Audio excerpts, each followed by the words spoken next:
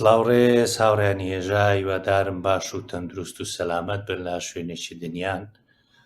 ڕۆ دەمەوێت لەسەر کۆمەڵێک بابەت تایبەت لەسەر شاری هەولێر کۆمەڵێک قسە بکەین.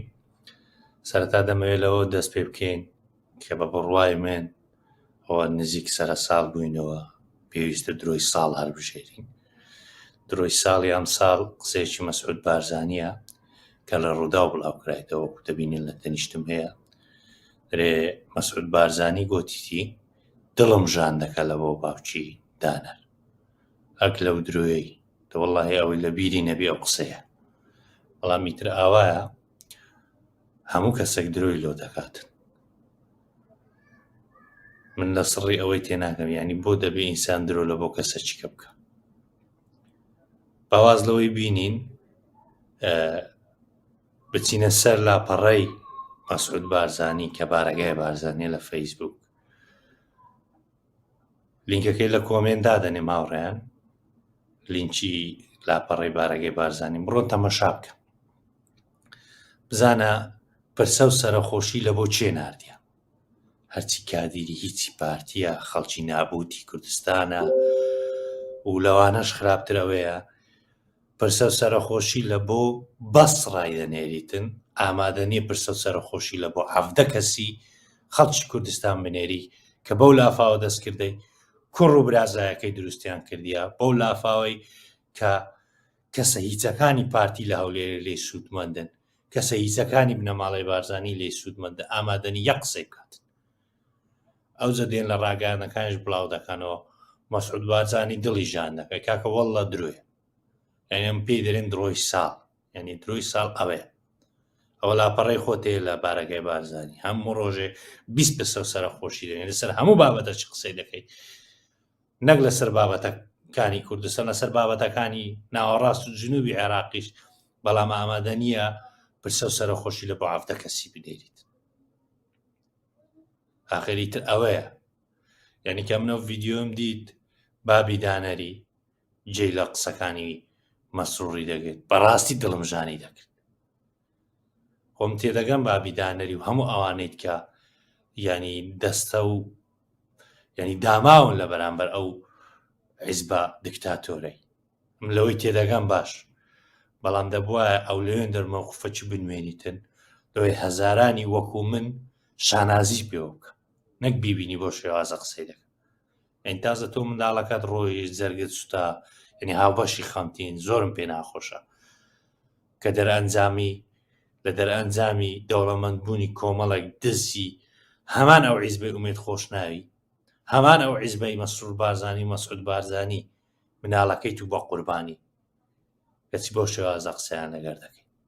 یعنی دڵم ژان دەکەن لە بۆوەت لەلایەک دڵت ینی جەرگت سوتایە، لەلایەکی دەتبینم ناتوانی بەرامبەر بە زاڵمەکی کەلیمەکی حەق بڵێ.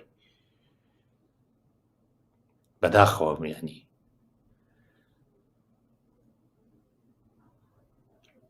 دوو هاوڕێیان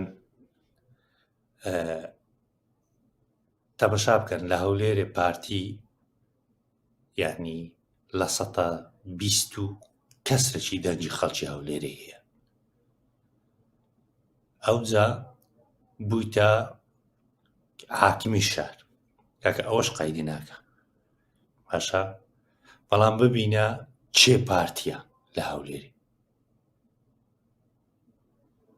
جەلال پەرێشانە کە هەمووان دەمازانی باسیە، ئەحمەد کانیە کە بەخۆی بەداچی باسی بووینە، بنەماڵی شێمەی و بنەماڵی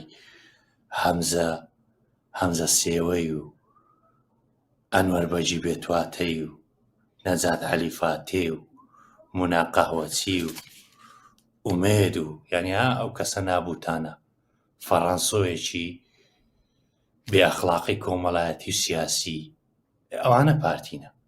هەموو هەولێر بگەڕی دوو بنەماڵەی ناوداری هەولێریان لەگەردانی. یعنی تۆ تەمەشا بکە هەولێر خاوەنی چێ بووە، با لە ئافرەتە قارەمانەکانی هەولێر دەست پێ بکەین کە من شانازیان پێوە دەکەم، سەدانی وەکو من شانازیان پێ دەکەم. چێخوا سێوەیەکمان هەبوو لە دەشتی هەولێرێ بە تاقی تەنێ بەرامبەر 50 گوندی عەرەب ڕاوەستا شۆڕشی کرد کە سەرکردایەتی ئەو هەموو گوندەی دەکرد لە پێنا پاراستنی خاچی کوردستان. عەزیزی مەلاڕەش لە ڕۆمانەکەی زۆر بە چاچی باس دەکەم، بە هیوام هەموو خەڵکێک بخیتەوە بۆی بزانی هەولێر چ قارەمانە چییە. خەجە باوە یعنی یەک لە ڕەمزە هەرە دیارەکانی هەولێری. ئەنێوە لە ئافرەتەکان دەتوانێت ئەو دوو نمونەیە باسکەی. لە پیاوەکان ئەنی کۆمەڵە خەڵکی زۆر ناودارمان هەیە. سڵاح جەوهەری قوتابیان هەمووان لە بیرمانە لە 82. شەید کۆچەر و شەید سەفەر، قادر شۆڕەش، برایم ئەفەندی هاوڕێیان پارتی یەک کەسی ناوداری هەیە لە مێژوو خۆی لە هەولێرێ کە برایم ئەفەندیە، کە من لێرەوە هەزار ڕەحمەتی لەبۆ دەنێرم. ئەوە معنایەوە نی هەموو پارتیەکان خراپن، بەڵام کەسە نابوتەکانی خەڵکی هەولێرێ بووینە پارتی یەکەمی هەولێر. ئەوە دڵی منی توم کردیە. خوا جەلال پەرێشانی وێ بە بتە کەسی یەکەمی شار ئەو چاوەشە.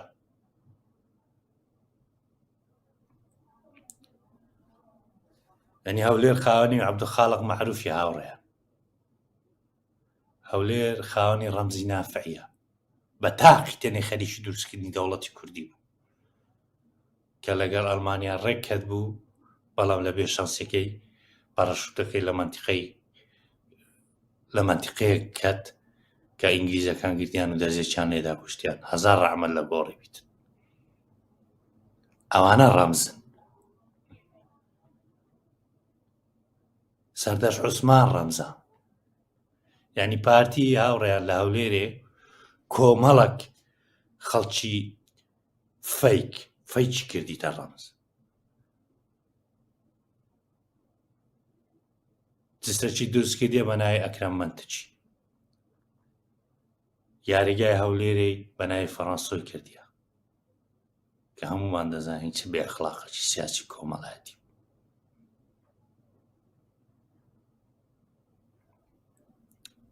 پارچی بە ناوی سامی عەبدوڕەحمان کردیە کە هەموومان دەزانین چ قاتلێک بوو، دەستی هەبووە لە قەتل و عامی هاکاری.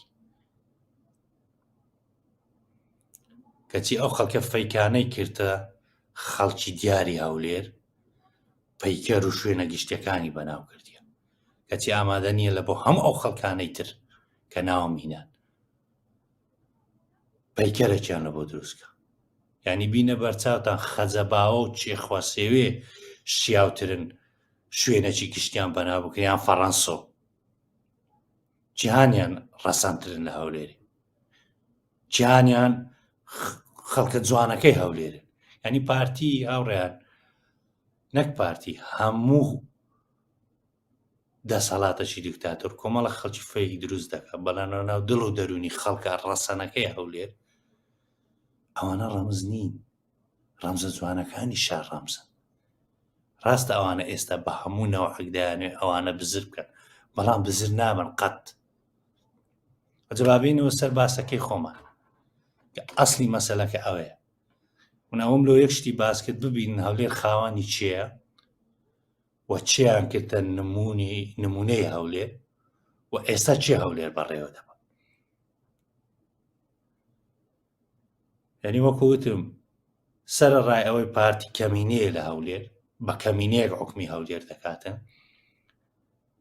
ئومێد خۆشناوی کردە پارێزگاری هەولێر، ئومێد خۆشناوە تەلەفۆنەکەی دەری نایە، شەرمیشی بەخۆ نییە، دەرێتن ئەزبەنی. هەی بێکەڕامەتی سیاسی، ئەو بێکەڕامەتی سیاسیە نەک کۆمەڵایەتی. چۆن دەبێت ئەتو کەسی یەکەمی شاری بەرپرسی شارێکی وەکو ئەندام لەقەچی لەبەر جەنابی سەرۆک بپاڕێەوە، هەر خەریک بوو لە تەلەفۆنەکە ئەوە خۆی لێ دەنوشتاندەوە. یعنی ئەگە شەرم لە خۆشت ناکەوە سوکایەتی بە خۆشت دەکەی قەیدی ناکە، بەڵام کاکە پلەکەت شوێنەکەت تو پارێزگاری شاری هەولێری والی شارەکی کو دەبی ئەوابی.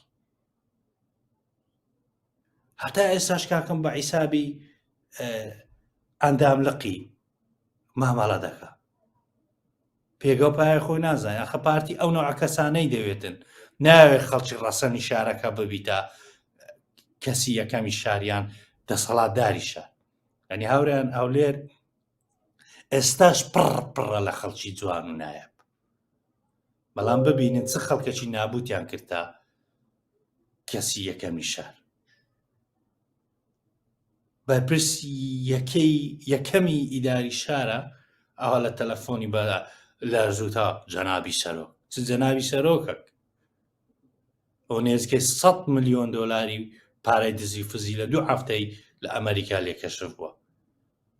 ئەوە سەرۆک نییە، ئەوە دزە. ئەوە سەرۆک نییە کە ئامادە نەبی لە بۆ 17 کەسی شەهیدی لافاوەکەی هەولێر بەیاننامەکی دەرنەکە، بەڵام ئامادە بی لە بۆ کادیرێکی حیزبی بەیاننامەی دەرکە. حەز دەکەم هەمووتان بڕۆنە سەر پەیجی بارەگای بارزانی ببینن بەیاننامەی لە بۆ بەغداوە بەسڕای دەردەکاتم، بەس ئامادەنی لێ دەرکە. ئەوجە لە تەلەفۆن لەبەری دەپاڕێتەوە. یعنی پلەی تو گەورەترە لە ڕووی ئیداری یانی جەنابی سەرۆکەکەت، ئەوها لەبەری دەپاڕێەوە. دەزانی ئەزبانی معنای چییە؟ یعنی عابد کورە شەرمت بەخۆ بێت و بەرپرسی یەکەمی شارەکی ئەو هەموو خەڵکەی لێ شارەکەت و بە لە 120 خەڵکی شارەکەی بووە پارێزگار، لە 180 لەگەرەتونی هێشتا پارێزگاری هەر هەمیانی خۆت ئەوها بچووک دەکەیەوە، هەتا کەنجی ئەوها بچووکی خۆمە هەمومان دەزانی ئەنگۆ بچووکن، هەر بە بچووکی بووینە، هەر بە بچووکیش دەمرن. بەڵام ڕێز لە پلە ئیداریەکەت بگرە. دوو هاوڕێیان لە هەولێر ئەنجومەنی پارێزگامان هەیە. کابرایەک بەرپرسی ئەنجومەنی پارێزگای هەولێرە، ناوی دکتۆر عەلی ڕەشیدە. داچی بە پێشە خۆینەوە نایە، باحیساب دکتۆرە. ئەوان هاوڕێیان لە لای هێر بووە ئەوە بزانن دکتۆرایەکەی فەیکە، تەزویرە. ئەوە لە وەختەش کە باسی دەکەم باو دووسمانیەشی لێ بکەم. لە شوێنان خۆی وەکو مەعارەزە پیشان دەدا دژی مەسرووری قسەی دەکە. ئەوانەمان هەموو لەکنە تێدەگەی مەسروور باش بزانە ئەو سەختە چێ 100 قسەی بە تو دەرێت. دڵنیامە لۆش هاتەوە، بەس با هەموو خەڵکیش بزانیت. هاوڕێیان کاتی خۆی 2018 لە بڕۆکست چالاکێکم کرد دژی نەوزاتە ملپانی. ئەو دەمای پێم گۆ بە زمانێکی سادە پێم گوت و دز و چەتەی.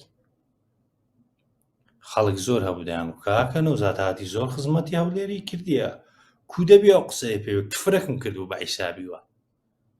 ئەمە ئەو دەمای باسمان کرد نەوزات هادی بەرپرسی یەکەمی سەقەتی پرۆژەکانی هەولێر.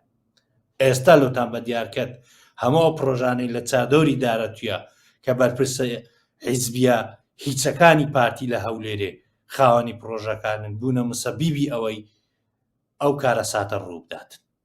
ئەمە ئەو کات باسمان کرد خەڵک تێ نەدەگەیشت، بەڵام ئێستا خەڵک بە چاوی خۆی دیت. ئەو کات بەرپرسی یعنی ئەو مەزیز مەحافەزەیە بەیاننامەی دژی من دەرکرد لەگەر کۆمەڵێک ڕێکخراوی وەرگەمەنی گوایە کفری سیاسیم کردیە. بە پارێزگاری هەولێرم گوتیان مەلپان. هەی مەلپانینە، ئەوە ئێستا 17 کەس لە هەولێرێ شەهید بووە بۆ لافاوەی. دای بەرپرسەکی ئیداری بینی نەمەزیز مەحافەزەی لێ پرسینەوە لەگە بکەن. زانی ئیشی ئەسلی یەکەمین گۆچیە ئەنگۆ پەرلەمانی شارن، بەڵام کەسە نابوتەکانی شاریشن لەبەرەوەی هیچتان پێ ناکرێت. ئەگە ناوە ئیشنگۆیە بینن ئەوانە هەمیان سەرۆکی شارەوانی یەکەی ئیداری هەر هەمیان بینن لە مەزیز مەحافەزەی سیقەیان لێ بستینەوە، بەڵام ئەنگۆ کەسی نابوت و هیچن بە بەغای حیزبن ناتوانن لەوەی زیاتر ئەو بکەن. ئەو کەسە نابوتانەنە ئەو ئەنگۆنە نوێنەرایەتی خەڵکی هەولێر دەکەن، لێ هەولێر قڕی بەسەری بووە. ڕۆژ بە ڕۆژ وەزی خراپتر دەبیت، ڕۆژ بە ڕۆژ نمونە جوانەکانی شار وجودیان نامینێت. دەی مەلپانینە ئامادە بوون لەسەرەوەی شکایەت لە من بکەن و بمدەنە دادگای. دەی ئێستا بڕۆن یەک بەرپرسی ئیداری بدەنە دادگای، قایم قامەک و مدیر نایەک و سەرۆک شارەوانی چ و کوڕ ڕێگان پێدا ماستەر پلان لەو مەنتیقەوان ڕووبدا کە ببیتە سەبەبی ئەو کارە ساتە گەورەی. بەڵام ئەگۆ غیرەتی ئەوەتان نییە، غیرەتی ئەوەتان هەیە بەس دیفاع لە دز و چەتەکانی حیزبەکەی خۆتان بکەن. ئەو پارتیەکانی مەجلیس مەحافەزەی قەیدی ناکە، بەس یەکێتی گۆڕان ئەنگۆ ئۆپۆزیسیۆنن لە مەجلیس مەحافەزەی هەولێر. دای کاتستان کرد، بەیاننامەکتان نووسی، ڕاگەیەندراوەکتان بڵاو کردەوە، داواتان کرد مەسوولی شارەوانی بێتن، قایم قامەک بێتن، یان گۆش هەموو بووینە خەتمایل لێ قسان ناکەن. ئەخەوە ئەنگۆنەواتان کردی خەڵکی هەولێر بێکەس بیتن، خەڵکە نابوتەکانت چوینە ئەو شوێنەی دەبا چار کەسی بە ئیرادەی لێبایە بزانە کو ئەو مەجلیس مەحافەزەی لە سەقسەقەدانا، بەڵام ئەنگۆ هەموو بێ ئیرادە کراوە و بەشە شتان خەتمایلن لۆیە هیچتان پێ ناکرێت، چاوتان شۆڕە بەرامبەر بە پارتی.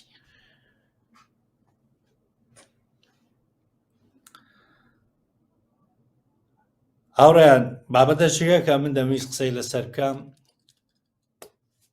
ئەویش مەسەلەی ئەو حیساب بانقیەیە کە ئومێد خۆشناو داینایە لە لاپەڕەی خۆی لە فەیسبوک. تەبەن هاوڕێیان چەند ڕۆژ پێش ئێستا ڤیدیۆیەکی کەم کرد، ڤیدیۆیەکی کورتی فرسەت سۆفی پارێزگاری پێشووی هەولێرم دانا. ئەو دەرێ 288 ملیۆن ماوەگرتیە لە پرۆژەی ئاوی قورس، یعنی ڕێخستنی مەجاری ئۆشتانە. ئەوە پارە فت کارە ساتەکەشمان دیت دەرئەنجامەکەی بوو، ئەوەش قەیدی ناکەم. ئێستا هاتیە جەنابی پارێزگار دەرۆزەی لە خەڵک بکاتن، دەرۆزە سلۆ چێ؟ پێتان وایە لە بۆ خەڵکەی دارەتویە؟ نە بەخوای نایبینن. خۆشتا لە بیرمان نەچوە ئەو پارەی کازمی ناردی لە بۆ گوندی کۆری چەند کەس وەریگرت، چێ وەریگرت، کو داوەش کرا، چەندیان دزی، خۆی هەموو دەزانی. ئەوجە ئێستا حیساب بانقێکی دانایە دەیەوێت لەسەر حیسابی خەڵکی لێ قەوماوی ئەو مەنتیقەیە دووبارە کۆمەڵک پارەی کێش بدزن بیخەنە خزمەت حیزبە دیکتاتۆرەکەی خۆیان. ئەوەیە بێکەڕامەتی سیاسی. حکومەت بی داوای دەرۆزە لە خەڵک بکەی برێ لە بۆ خەڵکە ئەو پارەیە، بەڵام لێ بدزی، لێ داوا لە هەموو خەڵکی هەولێر دەکەم. وەڵڵا ئەوەی 1 دیناری بداتەوە نەخێرە، نە سەدەقەیە، نە لە بۆ خەڵکی لێ قەوماویشە، تەنها 1 سەبەبەیە کە دەیانداتێ، ئەویش ماستاوە لە بۆوە، ماستاو لە بۆ پارێزگاری هەولێر و پارتی، ئەگەنا هیچ کەسەچکە پارەیان ناداتێ. واگەر خەڵکەشیش بە نیازەکی پاک نیازی وایە پارەیان بداتێ، لە من وەگرن 1 دینار لە بۆ خەڵکی ناڕۆ، هەمووی دەدزن. دوێ باشترە بە خۆت بچی بیاندەی، ئەگەر نیاز دوایە پارە بدەیە خەڵکی لێ قەوماو بە خۆت بیاندێ. ئەگەنا ئەو کوڕە باشەکانی لە هەولێر کەمپینیان کرد یا هاوکاری دەن لە بۆ خەڵک دەن لە ڕێگای ئەوانەوە تەوسێکە. ئەگەر لە ڕێگای ئەوانیشەوە ناکەی، لە ڕێگای حاجی کاروان بیکە، ئەگەر لە ڕێگای ئەویشەوە ناکەی، لە ڕێگای ئارازی خالیدیەوە بیکە. دڵنیا بە ئەوانە دووشت ناکە، پارەکەتان لێ نادزن، دووش پارەکە دەگەینە دەست خەڵکی مستحق، نەک وەکو ئەو سەختەچیانەیەکە لە پەرلەمانی لە پارێزگای هەولێر حیساب بانقیان دانێ دەیان پارەکەتان بدزن و نەژدەنە خەڵک. دواوڕێیان تەمەشا بکە هەتا ئێستا ئەمن نەمدیتە حکومەتی هەرێم بێ ئۆندە بوو زەمان دەستنیشان کردێ لە بۆ لێ قەوماوە، نەمدیتە کە دەبی لە هەموو حکومەتەکی بودجەی لە ناکاو لە بۆ کارەساتی سروشتی هەبی، کەمە نەک ئەوەمان نییە، هەر بودجەمان نییە.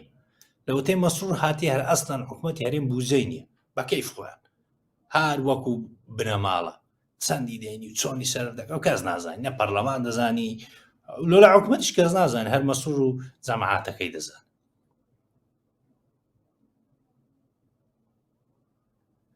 سەرۆکی هەرێم هاتیە ملیارێک دۆلاری دیناری دانایە لە بۆ لێقاوماوان، پارەکە دەداتە چێ؟ دەداتە کوڕەکەی خۆی، لە ڕێگای ڕێکخراوی کوڕەکەی خۆی دەچی شەربەت و نانیان لە بۆ دەبات. تەبان نیوەشی دەدزرێ لە بنوەکە. بەڵام دەوڵەمەندێکی کوردستان بە تاقتێنە بەقەدەر سەرۆکی هەرێم دەدا، یعنی دەوڵەمەندێکی کوردستان لە سەرۆکی هەرێم پیاوترە.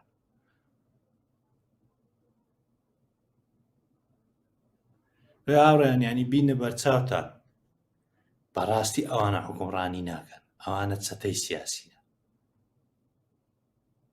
لە چەتەش خراپتر ڕێک ئیشی داگیرکەرێکی دڕەش دەکەن، یعنی داگیرکەر دێت چ دێ دەکا هاوڕێ؟ ئیشی هەرە سەرەکی داگیرکەر ئەوەیە بێ سەرخان ژێرخانەکەت فەرهود کە، چکە داگیرکەر دەزانی ئەو ڕۆژەی دێ لە بەرچاویتیە دەبێت ڕۆژەک بڕوات، لێ هەرچی لە دەستی بێ لە بۆ وێرانکردنی سەرخان و ژێرخانی ئەو وڵاتەی دەیکە. ئێوانەش هەروایان کردیە، نەفتەکەت دەدزن، ئازادیت پێشێل دەکەن، دەستیان تێکەرە لەگەر وڵاتانی بیانی، نەش وەکو داگیرکەن وانە هاوڕێیان، ینی هەموو سیفەتەکانی داگیرکەری دڕەشیان هەیە، هەموو سەرخان و ژێرخانی میان وێران کردی. ئەوجا کە ئەوەیە من دەبینم ینی کاتوپلەکی ئیداری وەردەگری هەرچی تو نییە من دەستخۆشیت لێ بکەم، لەبەرەوەی ئەوە کاری تووە، دەبی بیکەی، ئەگەر نەتکرد دەبی ڕێسوات بکەم. بەڵام ئەوە دەبینین کابرا بە ئەرچی خۆی هەردەستی کە مەفروزە بیکە، ئەوزە دێن چەپرەی لۆ لێ دەداین، بە شان و باریدا هەردەرەی. ئەخەوەی ناڕۆشنبیری خەڵکیمە، بیر نەکردنەوەی خەڵکیمە. چۆن دەبێ من چەپرە لە بۆ دز و چەتەک لێ بدەم کە سەرخان و ژێرخانی منی وێران کردیە؟ بۆی من زیاتر کاتتان ناگرم هاوڕێیان، یعنی ئەو قسانەی ئەمە دەکەین هەمووی دەردە دڵە، بەڵام مەڵای کە دەبینی ئەو وەزە ئاوایە ینی دڵمان ژان دەکات. کاتەکی خۆش ماڵەوە.